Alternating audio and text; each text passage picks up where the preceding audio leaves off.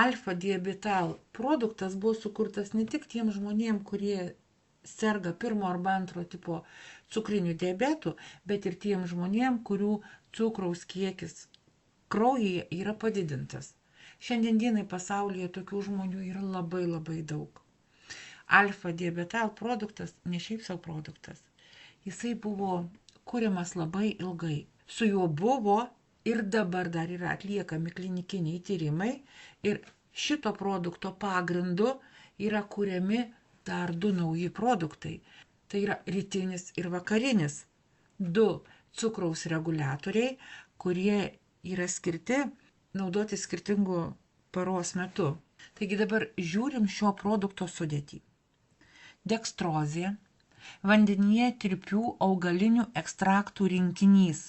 Į rinkinį įeina topinambai, kukurūzų purkos, žinot, amburbuolės, kur būna tie tokie siūlai, čiaga, gimnemos lapai, pupelių ankščių ekstraktas, ožragės sėklų ekstraktas, ožragės žolės ekstraktas, varnalėšų šaknų ekstraktas, kiaulpienės ekstraktas, 9 jėgų žolės ekstraktas. Arba dar kitaip, Lietuvoje jisai yra vadinamas didžiuoju debesylu. Tai yra senovinė vaistažolė, liaudyje laikyta augalų nuo 9 ligų.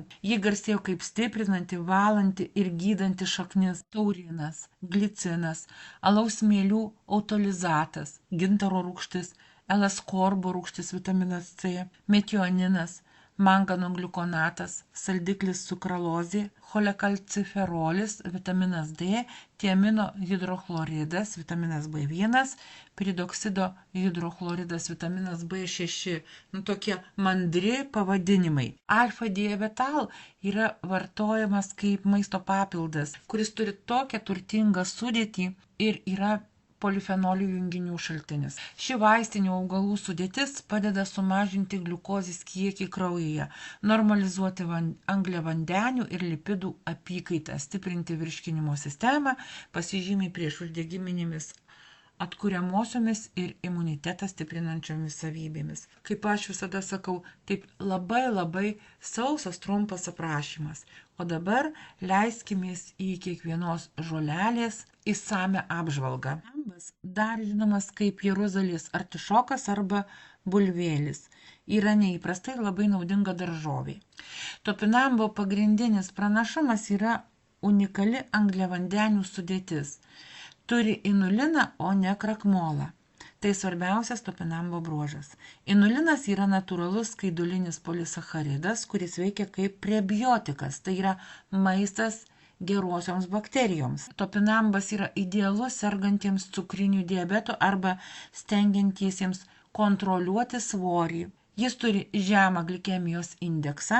Inulinas nesukelia staigios gliukozės koncentracijos kraujyje šuolio. Topinambas leidžia palaikyti stabilesnės cukraus vertes, todėl yra puikus maisto produktas diabetikams. Topinambas yra turtingas geležimi, kalciu, vitaminu C, kaliu. Turi fosforo, silicio, vitaminų C, D, B1, B2 ir B6. Jis normalizuoja cukraus kiekį kraujyje, stiprina virškinimo sistemą, skatina kaulų augimą, stiprina imuninę sistemą, palaiko širdies ir kraujagyslių sistemą, valo kepenis, apsaugo odą ir mažina svorį. Sekantis augalas, tiksliau augalo dalis, kuri įeina į alfa diabetal sudėtį, yra kukurūzų burbuolių plaukeliai. Dar kitaip jas vadina kukurūzų purkomis. Jų cheminė sudėtis – flavonoidai, antioksidantai, kurie stiprina kraujagyslės. Saponinai veikia kaip švelnus ir natūralus diuretikas, tai yra šlapimo ir skysčių varymas iš organizmo. Diuretinis kukurūzų ūselių saponinų poveikis. Saponinai ir kiti aktyvūs junginiai kaip kalio druskos stimuliuoja inkstus ir mažina šlapimo pūslės uždegimą. Jie padeda organizmui pašalinti perteklinį vandenį ir natrio jonus. Tai padeda sumažinti patinimą, vandens užlaikymą organizme, išplauti iš organizmo toksinus ir atskirus medžiagų apykaitos produktus, palengvinti esamas infekcijas ar uždegimą šlapimo takuose, šlapimo pūslėje ir inkstuose. Cholesterolio reguliavimas turi antioksidacinį poveikį, kuris kovoja su laisvaisiais radikalais, taip apsaugodamas ląsteles nuo oksidacinio streso. ir kukurūzų ūseliai skatina virškinimą. Apibendrinant, kukurūzų purkos apsaugo šlapimo takus, kovoja su sąnarių skausmu, reguliuoja aukštą kraujospūdį, mažina nosies užgulimą, padeda pašalinti toksinus iš organizmo, reguliuoja cukraus kiekį kraujyje, malšina galvos skausmą, kontroliuoja raumenų įtampą, padeda numesti svorio. Sekantis veikėjas yra čiaga grybas. Tai parazitinis vaistinis grybas, augantis beržų kamienuose, šiauriniuose regionuose, Sibire, Šiaurės Europoje, Kanadoje. Čiagos grybas tai tikrasis antioksidantų ir naudingų medžiagų sandėlis. Jo nauda sveikatai yra įvairialypė. Jis yra galingiausias antioksidantas. Čiagoje yra rekordinis kiekis melanino, natūralaus pigmento, kuris suteikia jai juodą spalvą ir veikia kaip itin galingas antioksidantas. Jis kovoja su laisvaisiais radikalais, lėtina ląstelių senėjimą ir apsaugo organizmą nuo įvairiausių pažeidimų. Čiagos grybas yra imunomoduliatorius. Čiaga stulbinančiai stiprina imuninę sistemą. Jis skatina natūralių apsaugos ląstelių, limfocitų, makrofagų aktyvumą, padedantį organizmui efektyviau kovoti su virusais, bakterijomis ir lėtiniais uždegimais. Čiaga yra priešvėžinė veikla.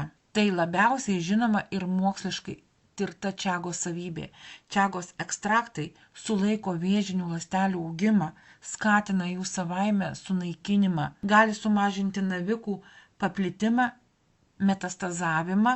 Svarbu, čiaga nėra vėžio vaistas, tačiau ji yra nepakeičiamas padėjėjas ir palaikymo priemonė gydymo metu, padedant organizmui atsilaikyti ilgai ir sumažinti šalutinius chemoterapijos poveikius. Čiaga efektyviai sumažina uždegimą visame organizme. Tai ypač naudinga žmonėms sergantiems artritų ir kitomis sąnarių ligomis, uždegiminė žarnyno liga, Chrono liga, opiniu kolitu, odos ligomis, psoriaze, egzema. Čiaga yra ir virškinimo sistemos sveikata.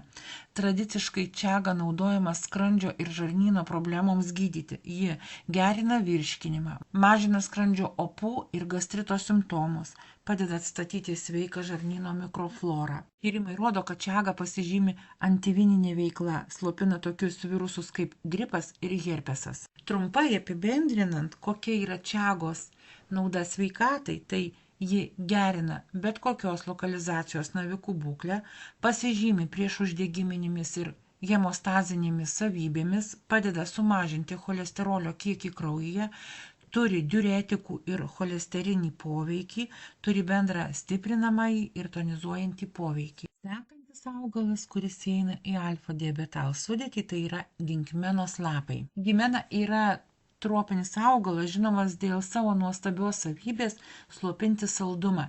Jis daugiausia auga Indijos, Afrikos ir Australijos tropiniuose miškuose. Jis dar kitaip yra vadinamas saldumo naikintoju. Ginkmenos lapuose yra aktyviųjų medžiagų, gimenemo rūgščių. Jos laikinai užblokuoja saldžių molekulių receptorius liežuvyje. Suėmus lapą ar išgėrus ekstraktą per 1-2 minutės juntamas saldumas visiškai išnyksta arba labai susilpnėja. Šis efektas trunka apie 15-60 minučių. Ginkmenos lapų ekstraktas tai puikia pagalba norintiems sumažinti cukraus vartojimą, atsikratyti priklausomybės nuo saldumynų arba laikytis dietos. Šis ekstraktas reguliuoja cukraus kiekį kraujyje. Tai svarbiausias ir moksliškai pagrįstas gimenemos poveikis, skatina insuliną. Gimenemo rūgštys skatina kasos, kepenų ląsteles gaminti daugiau insulino, kuris reguliuoja cukraus kiekį kraujyje, mažina cukraus įsisavinimą žarnyne, augalas sumažina gliukozės įsigėrimą iš žarnyno į kraują, taip užkertant kelią staigiems cukraus šuoliams po valgio. Tinka diabetui, dėl šių savybių gimenema ypač naudinga antro tipo cukriniu diabetu sergantiems žmonėms, nes padeda kontroliuoti gliukozės kiekį kraujyje. Šis augalas padeda kontroliuoti svorį, mažinant potraukį saldumynams ir reguliuojant cukraus kiekį kraujyje. Ginemena netiesiogiai padeda lengviau kontroliuoti svorį ir sumažina kalorijų suvartojimą. Sekantis augalas, kuris įeina į alfa diabetal sudėtį, yra Pupelių ankštys – tai tikras maistinių medžiagų sandėlis, jos į sudėtį įeina vitaminai ir mineralai.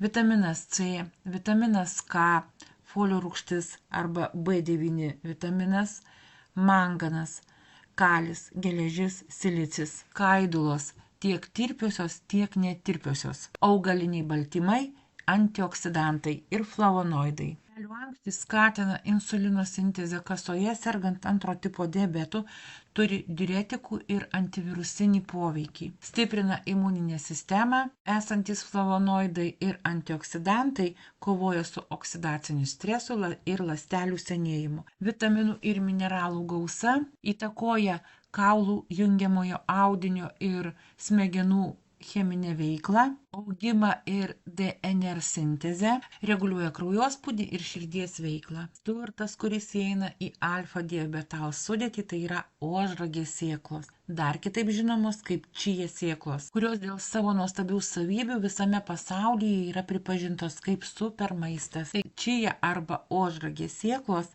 tai maistingumo koncentratas. Turi didelį skaidulų kiekį. Tirpios skaidulos mažina gliukozės įsisavinimą, stabilizuoja cukraus kiekį kraujyje, suteikia ilgalaikį sotumo jausmą, gerina žarnyno mikroflorą, nes yra prebiotikas maistas bakterijoms, padeda reguliuoti cholesterolio kiekį, turi augalinių riebalų ir yra vienas geriausių augalinių omega-3 rūgščių šaltinis. Omega-3 yra būtinos smegenų, širdies ir sąnarių sveikatai, mažina uždegimus organizme. Sėklose yra visos esminės aminorūgštys. Tai puikus vitaminų ir mineralų šaltinis. Iš mineralų turi gausiai kalcio, geležies, magnio, cinko ir antioksidantus, kurie apsaugo ląsteles nuo laisvųjų radikalų. Trumpai apibūdinant ožragės sėklas, jos mažina apetitą, padeda mažinti cholesterolio kiekį, mažina rėmenį, turi priešuždegiminį poveikį ir padeda mažinti cukraus kiekį kraujyje. Sekanti gamtos dovana, kuri įeina į alfa diabetals sudėtį, tai yra galego žolė. Lietuvoje turi keletą kitų labai žinomų pavadinimų. Tai yra vaistinė ožiarūtė, labiausiai paplitęs pavadinimas, paprastai vadina ožiarūtę arba piktdaugiu. Vos ištariau tokį pavadinimą. Nuo seno ožiarūtė buvo naudojama veterinarijoje ir medicinoje, padauginti pieno kiekį žindančioms moterims ir gyvuliams. Ožiarūtė yra cukriniu diabetu sergančiųjų žolė. Svarbiausia ir moksliškai tyriama savybė – ožiarūtės gebėjimas žeminti cukraus kiekį kraujyje. Augale esanti medžiaga galeginas imituoja insulino poveikį ir padidina jautrumą insulinui. Dėl šios priežasties ji buvo viena pirmųjų žolelių naudotų diabeto gydymui dar prieš atrandant insuliną. Ji veikia kaip diuretikas, padedant pašalinti perteklinį skystį ir toksinus iš organizmo. Nors vaistinė ožiarūtė yra žinoma dėl savo gydomųjų savybių, o ne kaip maistinis vitaminų šaltinis, joje yra keletas specifinių ir galingų junginių, kurie atsakingi už jos poveikį. Ožiarūtės farmakologinį poveikį lemia netipiniai vitaminai, o gana unikalūs alkaloidai ir flavonoidai. Guanidino dariniai. Tai yra pagrindinės veikliosios medžiagos už cukraus kiekio kraujyje mažinimą. Galeginas – pagrindinis ir labiausiai ištirtas alkaloidas ožiarūtėje. Jis tiesiogiai sumažina gliukozės kiekį kraujyje. Ožiarūtėje esantis antioksidantai suteikia augalui antioksidacinių ir uždegimą mažinančių savybių. Ožiarūtėje yra kemferolio, tai antioksidantas, kuris moksliniais tyrimais siejamas su širdies ligų mažinimu ir kai kurių vėžio rūšių rizika. Kvercetinas, galingas antioksidantas ir uždegimą mažinantis junginys, gali padėti kovoti su alergijomis ir stiprinti imuninę sistemą. Rutinas stiprina kapiliarų sieneles, pagerina kraujotaką ir taip pat veikia kaip antioksidantas. Saponinai. Kaip ir daugelį augalų, saponinai atsakingi už putojimą. Jie gali turėti šlapimą varančių ir cholesterolį mažinančių savybių. Fenolio rūgštys. Mineralai. Kalis, kalcis, geležis. Ožiarūtėje randama A, C ir E vitaminų. Ožiarūtė arba galego žolė didina insulino gamybą ir mažina cukraus kiekį kraujyje. Ji naudojama kaip diuretikas, priešuždegiminis, antimikrobinis, prakaitą skatinantis ir bendras tonikas. Iki šito momento, ką aš jums išvardinau, apie ką aš jums pasakau, tai buvo tik tais pusė augalų, kurie įeina į alfa diabetal sudėtį. Kad jums neprailgtų klausyti apie šį nuostabų produktą, jo pristatymą suskaidysiu į dvi dalis. Čia aš ir sustosiu. Tai bus pirmos dalies pabaiga. Antrą dalį, kurioje pristatinėsiu alfa diabetal produktą, aš patalpinsiu neužilgo savo YouTube kanale, savo Facebooko grupėse. Sekite informaciją ir laukite antros dalies.